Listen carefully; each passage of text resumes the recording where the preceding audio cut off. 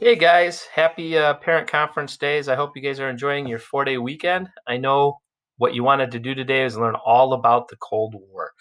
All right. What is the origins of the Cold War? What is the Cold War? Why was this different for the United States than anything that they had ever faced in their short history?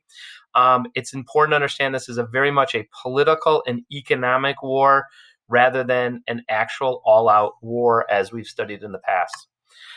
So first of all, what is communism? Okay, so you've got two things working here. You've got communism versus capitalism. That's a major thing. That's great context if you want to do this. The difference here is the free market between state-controlled economy. Communism, at its heart, is everything is state-controlled. Secondly, however, you've also got a political disagreement. The United States was a democracy. And communism in practice has never done anything but be a totalitarian government. That is not how it was foreseen by Marx, who created the concept.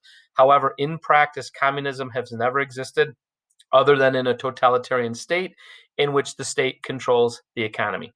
The other thing that's important here is that communism, from the time of Marx's book, has called for worldwide workers' revolution, which is one of the problems that it created. All right. So that's a big kind of picture of what communism is and why it was seen as a challenge to capitalism. Secondly, why did the Cold War start and when did the Cold War start? That is an unanswerable question, but generally speaking, 1947 is the year that most people and most historians look at as the start of the Cold War. There were many different causes. No one cause completely started the Cold War. It was more of a accumulation of causes.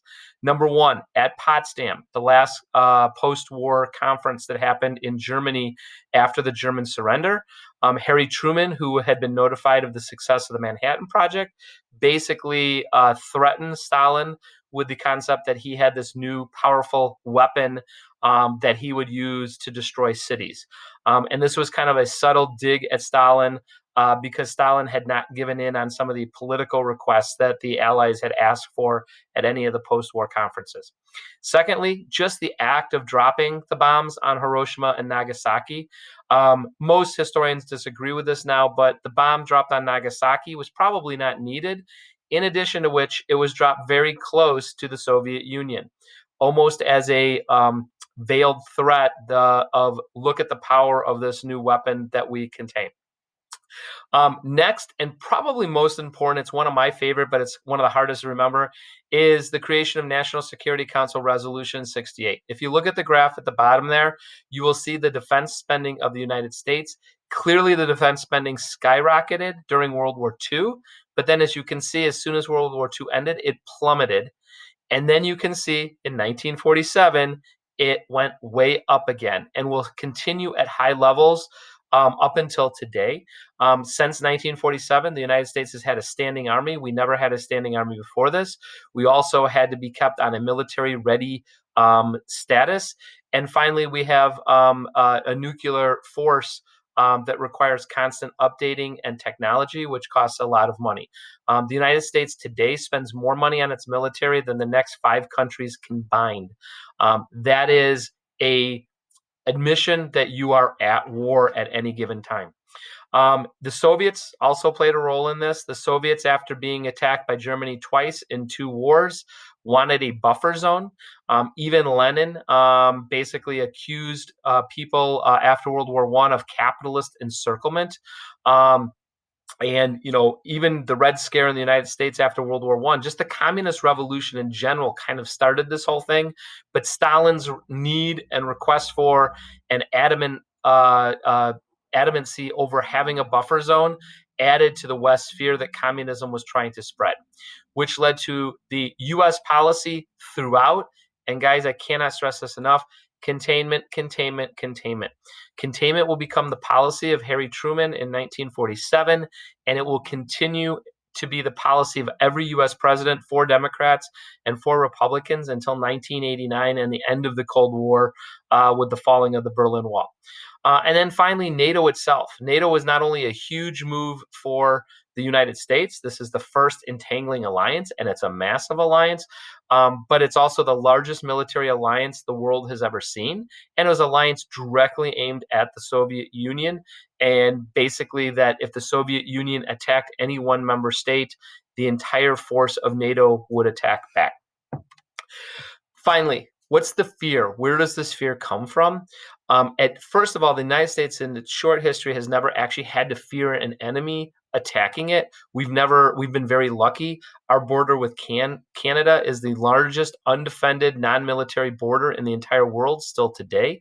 But the fear came from this new weapon, which we created, that could literally wipe out millions with a single bomb, and with the amount of bombs that we have in the end, wipe out the entire world. So a number of things led to this. First of all was the idea that communism does dictate worldwide revolution. So this led to the domino theory, this idea that if Korea fell, if Vietnam fell, if Cambodia fell, if China fell, ultimately the last domino would be the United States, so that you could not allow each country to fall to communism, because ultimately that would lead the United States becoming communist. Secondly, Russia gets the bomb 4 years after us. We assumed that if Russia had the bomb, they would use it and they would drop it on us. And this created unbelievable fear, especially when Sputnik was successful in 1957, because now this meant that the Russians could put an atomic weapon on a rocket, because they were the first ones to successfully get into space. Also, the same year that Russia got the bomb, China became communist. So almost 1 billion people overnight became communist. And it seemed to the United States that the entire world was turning communist. And this leads us back into the domino theory. And then, of course, behind all this is thermonuclear war.